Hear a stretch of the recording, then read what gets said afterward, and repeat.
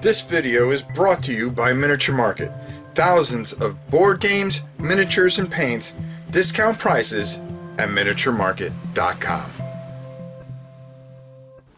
Hey everybody, it's your old pal Rob. Now I have a pencil in hand, and we're going to do this together because I made a decision that I have way too many games.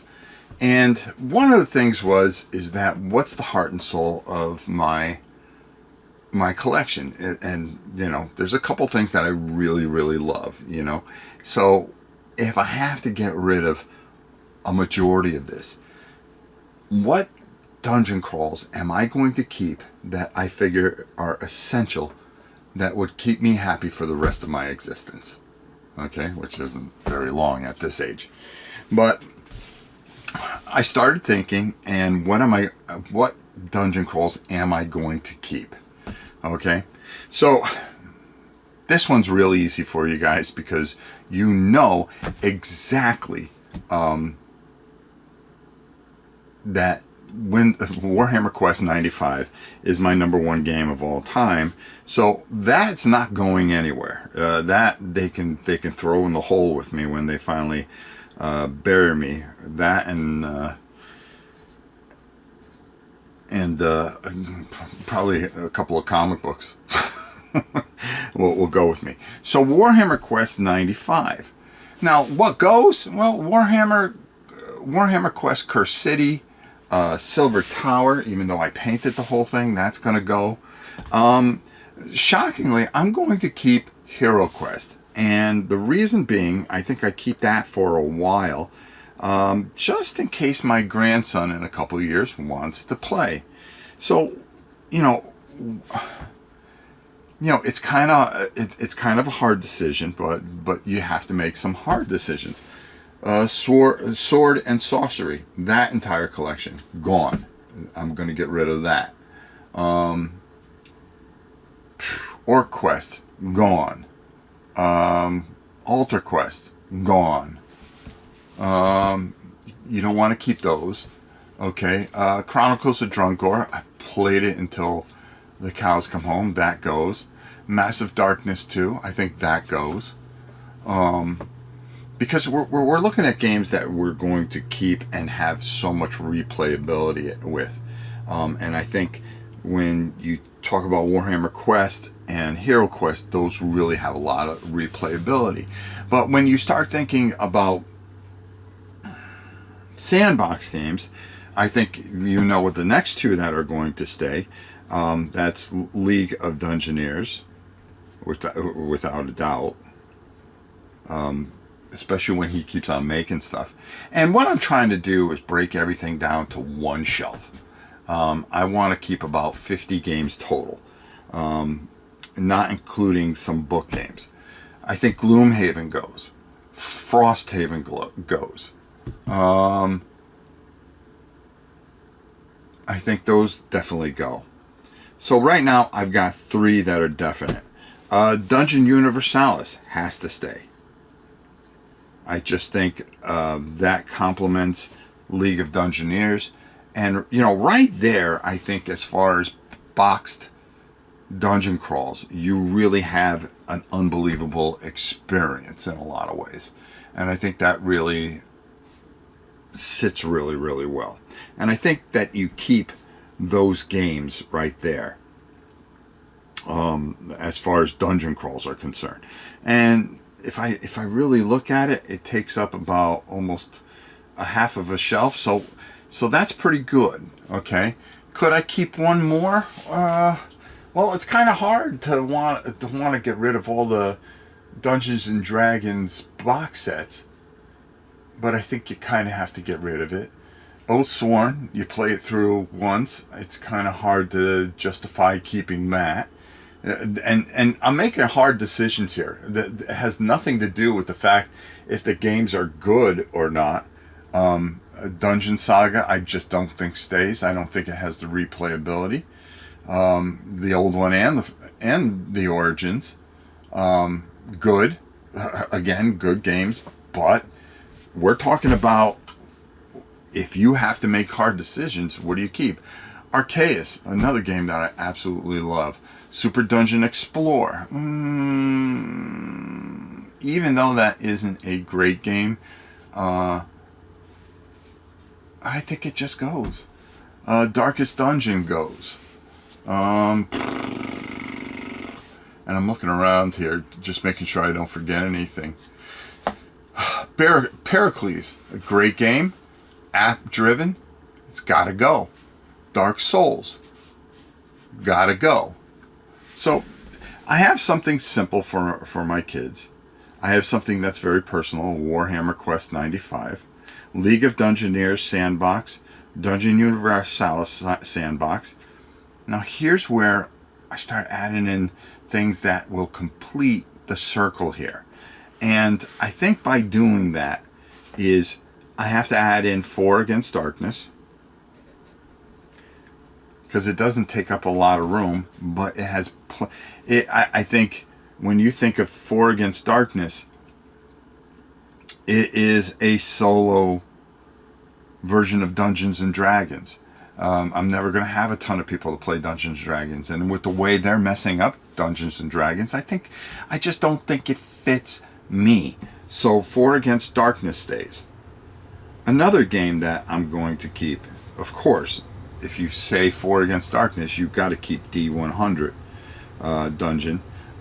These are 2 unique little book games. 2D Dungeon I really like. I think Toby Lancaster has done a fantastic job. These are small. They don't take up a lot of room. The books can fit on a bookshelf. Makes a lot of sense.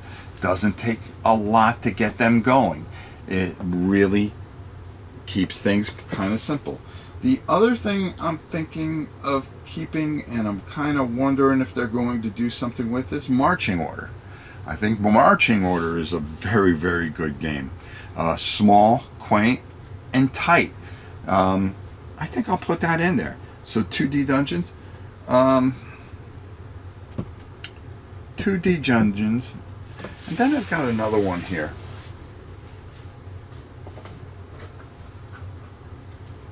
And I think it's what lies beneath. I really enjoy this. And how much room is this going to take? Not a lot, folks. I really like what he did here. And, it's another one, though. Do you cut it because once you're done with it, you're kind of done with it? That's kind of one of those things there, too. Shadows of Brimstone. That's a tough one because there's so much, and if you commit to that, you are committing a lot. But I'm talking about deep dungeon crawls. Boy, do you keep it? It's kind of hard because it takes up a lot of room. And then when you start thinking about games that are going to take up a lot of room, as far as dungeon crawls, it's really hard. Do you keep, like I have one shelf here that has a ton of it on here, and I have another shelf there. So I would have to commit quite a bit of space to it. I think you got to keep it for the Western feel of it and the different realms. So I'm going to keep Shadows of Brimstone. I almost got rid of it. I think that's one that you can make a decision later on. And I think as far as dungeon crawls, true dungeon crawls, if you kept Warhammer Quest 95, got rid of all the other Warhammer Quests, keep Hero Quest for the grandkids, League of Dungeon Universalis for the sake of a sandbox experience that I think the kids will grow into. That works. A replacement for Dungeons and Dragons because they are tearing that in, asunder and just making it garbage. 4 Against Darkness, D100, 2D Dungeon, and a little bit of a different twist on dungeon crawls because it has more of a Western feel, but it is a true dungeon crawl. I think you have to keep Shadows of Brimstone. I think everything else is going to go. And that's the way I'm going to play it. It's tough, you know, because you got Arcadia Quest that you can kind of keep for the kids and stuff like that. Fully painted, no, gotta go. Massive Darkness is a hard loss. Deep Madness, which is a nice dungeon crawl type of game, gone, painted. You know, even though it's a more of a Cthulhu type theme thing, which we would cover in a different video, because then we're talking about, I would like to keep in total 50 games with their expansions. And if that took up one shelf, I mean one shelving unit or one wall or 1.5 walls, I would be happy. And then my painting materials. And then, you know, kind of work things in, work things out from there. Again, that's the way I'm thinking, because I'm just finding there's a lot more to life. I'm out there experiencing it between the farm and sports and things like that, you know, keeping myself healthy and things like that. Sitting here all the time just isn't going to do it, but there are things that I just enjoy. Warhammer Quest will never live. If I had to keep 2 games, Warhammer Quest is one of them, and Blood Bowl will be the other probably. Everything else is a real tough decision from that point.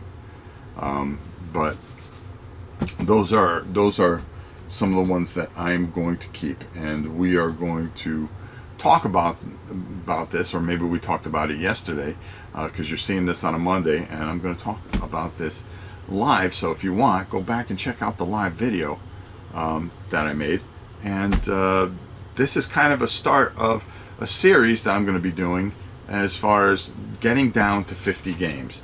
So right now we have 1, 2, 3, 4. I'm not going to count the book games because that's a bookshelf. 4 and 5. So 5 of the 50 have already been claimed, and that's Shadows of Brimstone, Dungeon Universalis, League of Dungeoneers, Hero Quest, and Warhammer Quest 95 and all its wonderful glory. So that's 5 so far. So I've got about another 45 games to kind of put into perspective. Of course, some of them are going to be small, but some of them are going to be kind of large. So we'll be back next week with, you know, we've decided on our dungeon crawls, but next we're going to talk a little bit more about some of the sci-fi stuff that we're going to want to keep, and we're going to narrow that down. And then I'm going to have a list of the 50 games that I'm going to keep, and then what we're going to do is implement, and out a whole bunch of stuff is going to go. I will tell you this much though, ahead of time. Anything from Chip Theory Games and my boy, oh God, it's such a tough decision. What do you keep? I'm looking at a ton of stuff that's going to go. See, Madara, you know, we're talking dungeon crawls. Madara's going. That thing, I don't think they're ever going to finish that. I've been pretty disappointed with that. Kingdom Death Monster, kind of over it. So that'll go. Jeez. Boy, some tough decisions. But I hope you'll be here with me as we talk more about this over the next coming weeks, and we start making some decisions, because some of the auctions I'm going to do is going to be clearing everything out.